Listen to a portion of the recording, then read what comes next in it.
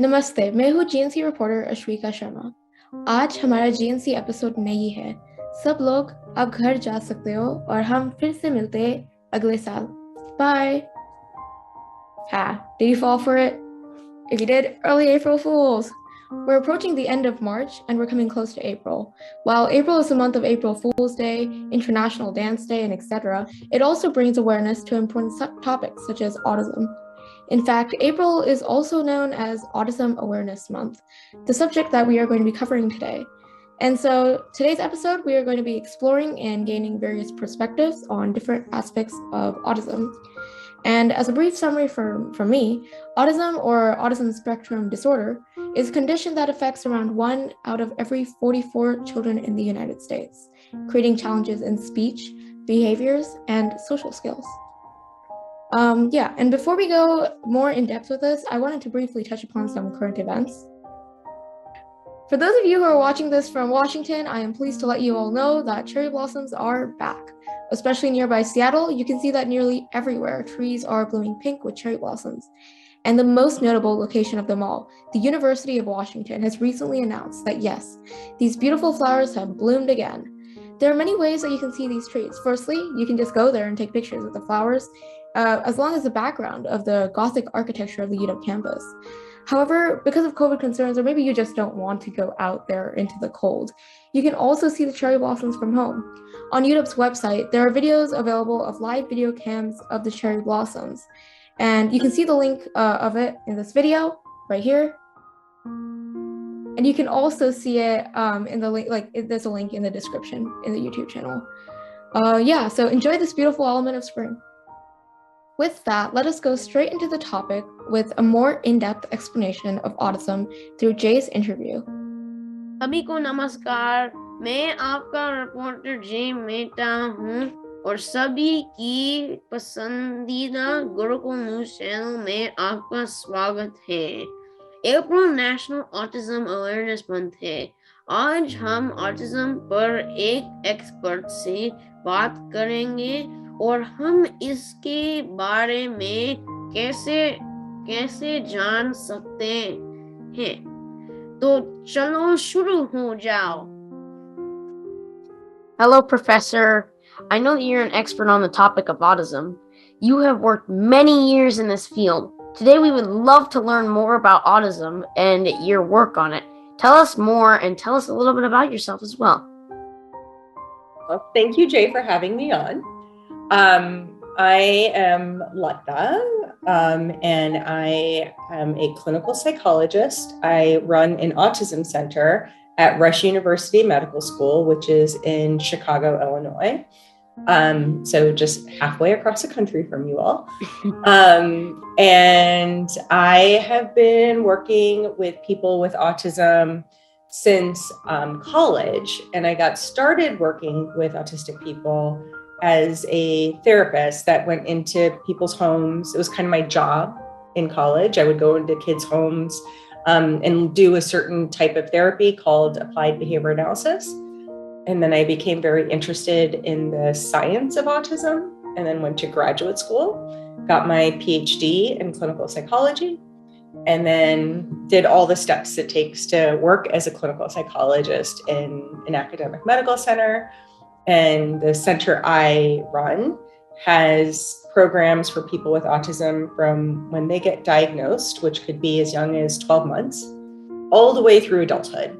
So, because autism is a lifelong condition, requires services across the lifespan. So that's what we do. That's great information. So let's dive right into the questions that the audience is just dying to hear out of curiosity. So, what exactly is autism and how is it diagnosed? Great question to start with. So, autism is a neurodevelopmental condition. It's something that starts sometimes really like before a baby's even born, meaning like there's a sense that the things that lead to autism very likely are a combination of genetics, epigenetics, which is like the environment that the fetus is sort of raised in, and then environmental stressors or life events in the first few weeks, months of life. And autism actually means a lot of things. Right now, it's defined by a categorical system in the DSM, which is the Diagnosis and Statistical Manual of the Psychiatric Association of North America. So it's just a system that people across the country, similarly, there's one that can be used across the world, use, mostly defined by social challenges and combined with behavioral characteristics like needing things a certain way or doing the same thing over and over. So there's kind of like two things that most people with autism have in common. But what that means could be a lot of different things. So there's a saying in our work and by people with autism, which is when you've met one person with autism, you've met one person with autism. So it means a lot of things, but defined maybe by social behavior, social problems, and repetitive or restricted behaviors is the official diagnosis. That makes sense. Are there any other types of autism, and what are they, if any? This would be a question maybe we could talk about for a long time, but technically there's only one category for autism. It used to be that there were, 3 or 4, and the field has kind of come to an understanding that we don't actually know as much as we think, or we don't know enough to define the autisms. We believe that there are many types of autisms, and as science improves, maybe through genetics, through our understanding of how early signs and natural histories of autism are better understood, that we might be able to define autisms into dozens, if not hundreds of types of autisms. Right now, though, there's kind of just one category, autism. Okay, that makes sense. So, what, if any, are the challenges, both physical, social, associated with someone who has autism? Yeah, that's a hard question to answer because, we started off talking about how people with autism are very different. And so socially, if I had to sort of come up with one commonality is, for many people, when people are born, we are born kind of pre-programmed to pay more attention to social stimuli than to other types of things. And that bias towards social information is not there in people with autism. And that might be the best way to think about that. And why that's not there, hard to know. And it doesn't always mean that if it's not there, that there's a misconception that people with autism are not social, that people with autism don't want to be social. It's more like there's a little more competition for social information, and that might make them look different than the expectations of society. But in some environments, their social skills can, emerge depending on the person, and flourish. But maybe it's not in all the places like it might be with somebody without autism. Okay. How should we know when we're working with somebody who has special needs? In other words, how can we be a little more aware? I love that question. So I think if people approach people in general without expectations for them acting like you, I don't expect you to act like me, right? But you approach them trying to just understand them. That way of interacting with people would work really well with people who socialize differently or speak differently or don't speak as much. And, I just came back from this meeting, and hopefully this is not broadcast around the world, but I just came back from this meeting, and there was a bunch of, people that work in academia, and had to actually have a conversation about how we should not expect people to always speak up, because some people communicate really well and connect really well through speaking words. Other people connect and speak really well through visual images, some people through gestures. Broadening our understanding or acceptance of people's ways of communicating and connecting is going to be helpful for increasing acceptance of people with autism. Yeah, okay. Well, what is the best way to communicate with those individuals that have autism? I think if there are some tips, right? I think if we're talking about people with autism that may not communicate primarily through speech, right? Yeah. Things you're doing right now are really helpful. So big gestures, so making your nonverbal communication very clear, speaking like deliberately. I speak very fast, like probably on this interview. But if I work with somebody with intellectual disabilities or autism, I make sure that my pace slows down, that I use pictures. So symbols, pictures, videos, all of those things can be really, really helpful. Often people with autism who don't communicate primarily through speaking have those systems in place. So asking their caregivers about, the same question you asked me, how do they communicate, what makes them tick kind of situation, that's often helpful, like preparing for that. And then, some things that don't work, speaking in metaphors, speaking in like sarcasm and humor, and not that people can't be funny, but I think that expecting that people understand jokes maybe it can be difficult when working with people with autism of a certain age and certain language level. Yeah, but that makes we sense. have adults with autism that speak really well and are comedians too, so can't apply all the rules. Yeah, it depends, right? Mm-hmm. Yeah. Well, I appreciate that you took your time to, help the viewers and me myself out with autism and how, you could be more aware and how to treat people with other people with autism. And thank you for doing a piece before Autism Awareness Month. I appreciate it. I'm sure lots of people will too. Well, there you have it, folks. That is the professor's perspective with autism. मैं आपका GNC reporter जे मेहता हूँ, आपके पास वापस अश्विका। धन्यवाद जय, सच में हमने बहुत कुछ सीखा है ऑटिज्म के बारे में। और अब मैं मौसम के बारे में बात करूंगी।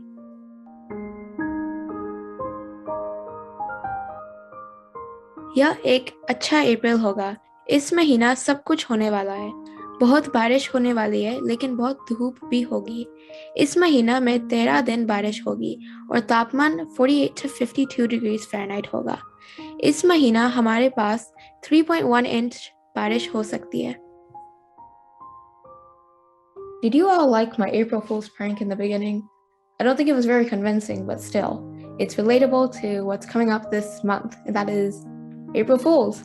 April Fool's Day. It is the only day where you can play safe pranks on each other and have a good laugh out of it.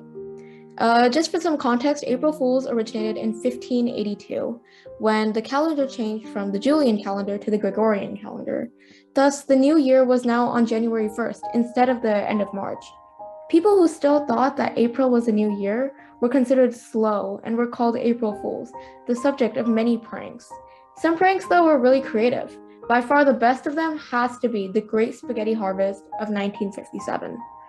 On April 1st, 1957, BBC aired a news program on spaghetti.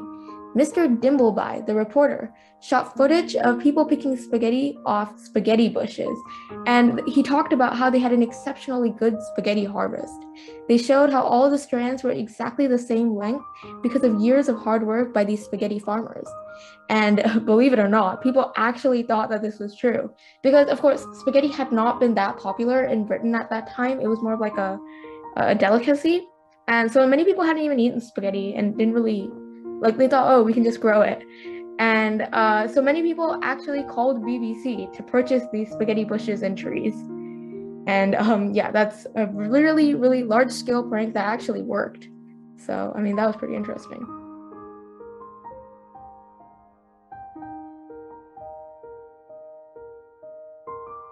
An exceptionally heavy spaghetti crop.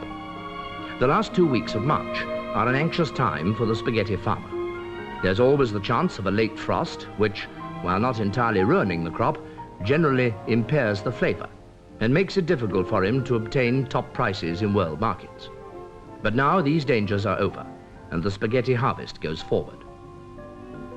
Spaghetti cultivation here in Switzerland is not, of course, carried out on anything like the tremendous scale of the Italian industry. Many of you, I'm sure, will have seen pictures of the vast spaghetti plantations in the Po Valley. For the Swiss, however, it tends to be more of a family affair.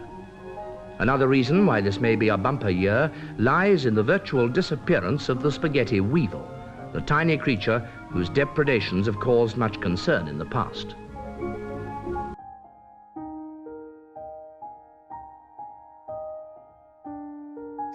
Okay, well, that's enough for April Fools. We should probably get back onto the topic.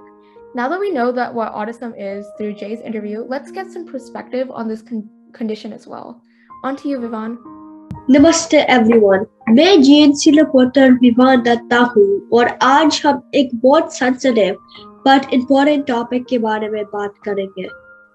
As Ashwika mentioned, that April is Autism Awareness Month. And today we are going to speak to someone who has experienced the challenge firsthand. आज हम जिनसे बात करेंगे वो एक medical profession है or a strong mom who has been spreading awareness on autism ever since her own son was diagnosed with it. I am so proud and privileged to be speaking with her. Namaste Sagira auntie. Aap kaise hain? I'm good. Thank you so much for taking the time to speak to me. Sagira auntie को बहुत knowledge है और उन्होंने बहुत research किया है इस topic के बारे में. Auntie, it would be most appropriate अगर आप हमारे viewers को अपने introduction दें. Vivan, my name is Sagira Vora, and I have a 15-year-old son. His name is Zain Sheikh. He's autistic. And I have another son who's 13-year-old. He's neurotypical. And so I have two boys, and I just am just really happy to be on your program. Thank you so much. Let's move on to asking that some questions that will help us understand autism a little better with a personal perspective. First of all, Sagira auntie, tell me, is it okay to ask questions about autism? Because some people don't like to talk about it. No, I think it's very much okay to ask about autism, because what autism is a different kind of brain. Now we have a lot of data and research that shows that autistic people just have a different brain. They are not they're not any different from all the other kids. So it's totally okay to ask questions about that, to understand, how they operate, how they think, how they speak. It can really help you interact with the autistic person better if you ask them what their preferences are. I totally agree. हमको इस topic के बारे में awareness spread करना चाहिए. आपको autism के symptoms कब देखने शुरू होते हैं? We began noticing symptoms of autism when our baby was 2 years old. Okay. Autism के क्या risk factors होते हैं और आप हमारे साथ कुछ share कर सकते हो? Yeah, so autism risk factors, the latest thing that's being proposed is that it's an extreme version of the male brain. So there's rigidity and structure that males prefer, tends to be just a little more extreme in the autistic brain. There are other risk factors such as familial factors, genetic factors, such as a dad or other cousins or uncles being on the autism spectrum or having Asperger's. So yeah, there's different risk factors. That's good to know. What are some warning signs of autism, and what are some of the most common screening tools that are used today that you have used during your time parenting your son? So some of the screening tools, there's a screening tool called CHAT, C-H-A-T, and that's usually used at 14 months. And a pediatrician should be using that on all children who are 14 years old. So after your baby is like 12 months old, you go for that 12-month checkup. They should be screening the babies for autism. And the screening tool is called CHAT, C-H-A-T. That's good information. क्या autism एक disability है? When autism is extreme and is severe, it is a disability. However, most autistic people are able to live independently and they're able to do jobs and even get married and have kids. So a large number of autistic people have just a normal life. They just need some accommodations. They have a hard time with noise. They have a hard time with sensory overload. So too many lights, too much noise, too many people, all those things upset them. And then they're not able to concentrate when there's too much stimulation. So they need quieter settings. They need people to speak softly. They need lights to be dim. So that's one of the things that they do in the school where he goes. They try to dim the lights and they try to keep their voices low when they work with him. Also, in our Sunday school at the Baha'i Center, he's the only autistic child. And so they turn the lights down for him in Sunday school. And they also keep the noise levels down so he can participate in Sunday school every Sunday. Thank you. आप हमारे साथ कोई personal experience share कर सकते हैं that would be helpful for our viewers? What kind of experience are you asking about, Vivan? Basically, anything that would be helpful for our viewers to understand autism. One of the things that I will say is autistic people are, a lot of times people are very afraid to approach them or talk to them. And this creates a lot of autistic people become isolated because people are afraid to talk to them or approach them. It is very good to approach autistic person and talk to them. You have to speak slowly and softly. Some autistic people can take as much as 10 seconds to process a question. So when you ask a question, you should count for 10 and then ask another question or repeat the same question. Try not to ask too many questions at the same time. But definitely take the time.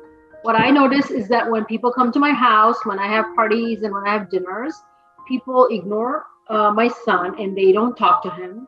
And that is the worst thing you can do if to an autistic person is not engage with them. I think a lot of people are nervous and they think they would upset the autistic person, but you would not upset the autistic person if you try to engage them. Okay. हमारा final question है. Do you have any message for our viewers that are listening to you right now? My biggest message is, not to be afraid of autism. Autism is just very common. Lots of people have it. And autistic people have very fulfilling lives. Some of them can just go on to have really brilliant careers and lots of good things. So just don't be afraid of autism. It's like any other differences. It's like, for example, people who have weak eyes and they wear glasses. I wear glasses. This is an accommodation for me because I have weak eyes. Similarly, autistic people need different accommodations, but they're able to do sometimes everything that other people are able to do. Okay. Thank you so much for sharing your experience and knowledge with us. I really appreciate your time, and there was so much that needs to be done to spread awareness on this topic. Sagira Auntie, doing this, Roman. Yes. Sagira Auntie, you are doing such an amazing job, and we are so proud of you for spreading this knowledge. You are the type of person that we need in our community to bring awareness to autism. This is GNC reporter Vivan Datta. Back to you, Ashwika.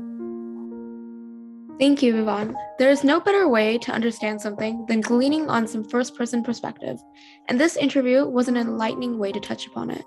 People may not often talk about too much in depth about autism. However, it's important that you have awareness and know about it. And April, in particular, is a way that people can learn more about this condition. And this episode hopefully has left you more aware and knowledgeable about this topic. और ये है हमारा इस महीना का GNC episode. मैं हूँ आपकी GNC रिपोर्टर अश्विका शर्मा।